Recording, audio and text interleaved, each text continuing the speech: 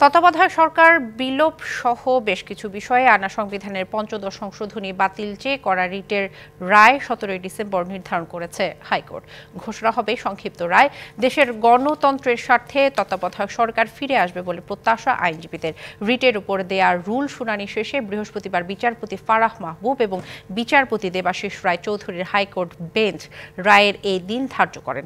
আওয়ামী লীগ সরকারের আমলে 2011 সালে সংবিধানের ওই সংশোধনী আনা হয়। 17 আগস্ট পঞ্চদশ সংশোধনীর বৈধতা নিয়ে সুজন সম্পাদক বদিউল আলম মজুমদার সহ 5 জন হাইকোর্টে রিট করেন।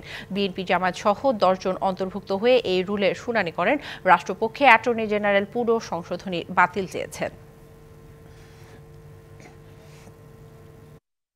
17 ডিসেম্বর 2024 এই মামলার সংক্ষিপ্ত রায় ঘোষণা করবেন মর্মে আজকে আদেশ দিয়েছেন। পঞ্চদশ সংশোধনীর মাধ্যমে বাংলাদেশে যে অথরিটারিয়ান ব্যবস্থা প্রতিষ্ঠা করা হয়েছিল, ডেমোক্রেটিক রিজিমকে যে ধ্বংস করা হয়েছিল, সব কিছুকে সামনে রেখে হাইকোর্ট বিভাগ একটি অত্যন্ত যুগান্তকারী রায় প্রদান করবেন মর্মে আমরা আশা প্রকাশ করি। প্রায় 68টা আর্টিকেলকে এটা টাচ করছে।